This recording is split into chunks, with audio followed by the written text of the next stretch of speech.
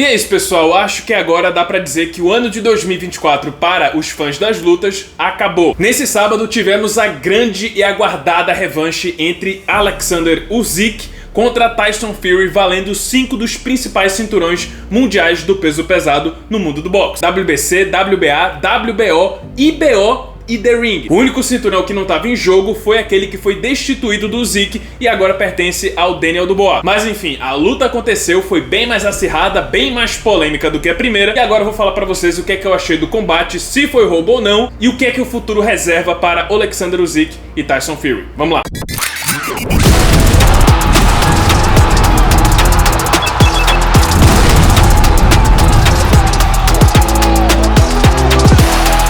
Mas antes de tudo, pessoal, tem uma curiosidade bem interessante sobre essa luta.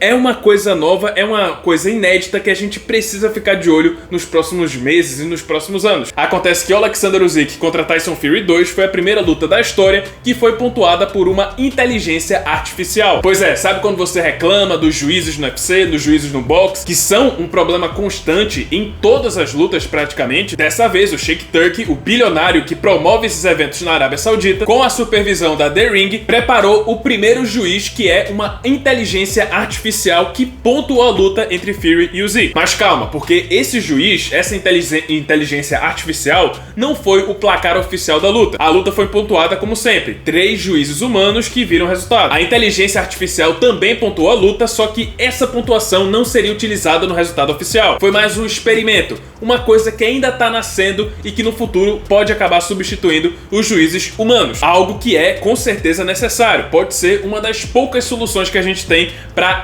esses péssimos juízes que pontuam as lutas tanto do boxe quanto do MMA. E olha só, sentindo essa ameaça, né, que um dia podem ser substituídos pela inteligência artificial, todos os 3 juízes que pontuaram a luta entre Fury e Usyk concordaram no resultado. E na minha opinião, foi um resultado bem justo o que eles pontuaram. Para falar a verdade, a inteligência artificial, inclusive, viu uma vitória ainda mais abrangente pro Usyk. Deu 10 rounds contra 2 do Fury.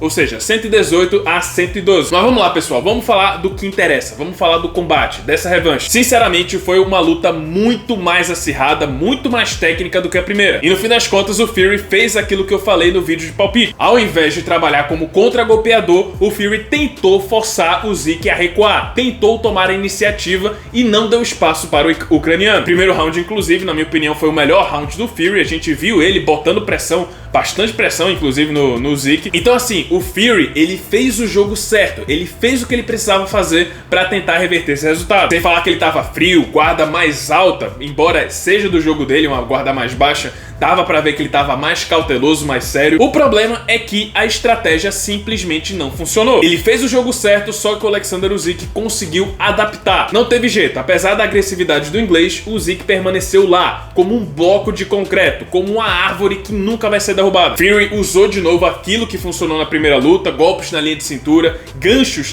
alternando entre linha de cintura e cabeça, mas nada abalava o ucraniano. Ele parecia um bloco de gelo, frio, muito calculista, não se abalava em momento algum. Mesmo com o Fury sendo mais agressivo e forçando o Usyk a andar para trás, o Usyk simplesmente não cedia e seguiu trabalhando seu jogo. É uma coisa simplesmente admirável, não importa o que aconteça, o Usyk sempre segue o jogo dele. E é admirável ver um cara que é bem menor do que o Fury, um cara que na verdade não é um verdadeiro peso pesado, é um peso cruzador que tem uma dieta ultra calórica para se manter nesse peso, dominando um cara que tem mais de 2 metros de altura e quase 2,20 metros de envergadura. No geral, eu acho que foi uma luta lá e cá, só que teve rounds bem mais claros pro Usyk, principalmente no 6º round e nos rounds seguintes, que ele encaixou vários golpes que balançaram bastante a cabeça do Fury. Dessa vez não houve knockdown, dessa vez não houve, ninguém tocou no solo, só que quem chegou mais perto de ir ao chão e quem levou os golpes mais significativos foi o Tyson Fury. Ou seja, quem teve mais impacto, quem teve mais controle de ringue, quem pontuou mais,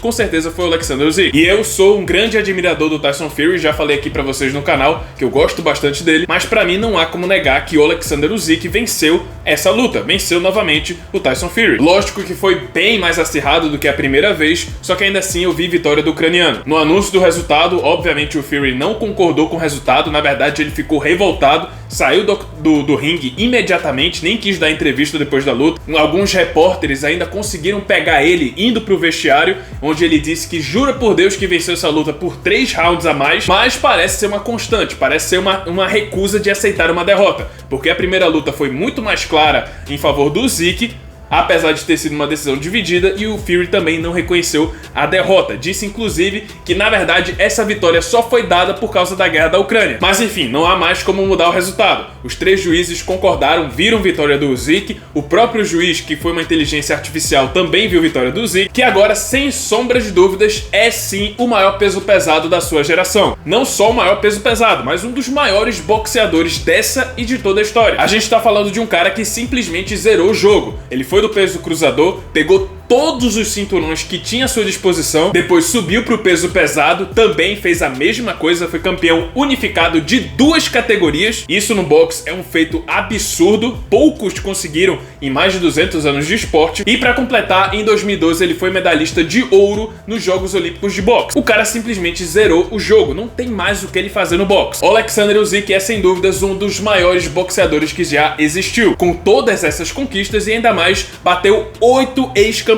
em seu cartel, alguns mais de uma vez. Acho que encerra também aquela disputa entre o boxe ucraniano e o boxe inglês, porque pelo menos no peso pesado, o Usyk pegou o Anthony Joshua, venceu ele 2 vezes, e pegou também o Tyson Fury e venceu ele 2 vezes. Sem falar que também venceu o Daniel Dubois. Basicamente ele zerou também o boxe inglês. Não há como negar que a gente tá de olho em uma figura histórica nesse esporte. Falando no Daniel Dubois, ele subiu no ringue, já desafiou o Alexander Usyk para uma revanche. Vale ressaltar que o Daniel Dubois, ele conquistou o cinturão que tá sobrando na coleção do Usyk. Ele pegou o título da IBF, já que ele foi classificado como desafiante mandatório e o Usyk não conseguiu enfrentar ele naquele curto período de tempo que a federação queria que ele lutasse. E o Daniel fez o seu trabalho, subiu no ringue, já começou a promover a luta, e provavelmente esse deve ser o próximo combate. O Alexander Usyk então vai ter que fazer mais uma revanche, vai ter que enfrentar o Daniel Dubois. Nos últimos 3 anos, na verdade indo agora pro 4º ano, o Usyk só enfrentou 3 lutadores. O único problema é que o Daniel Dubois ainda tem que enfrentar o Anthony Joshua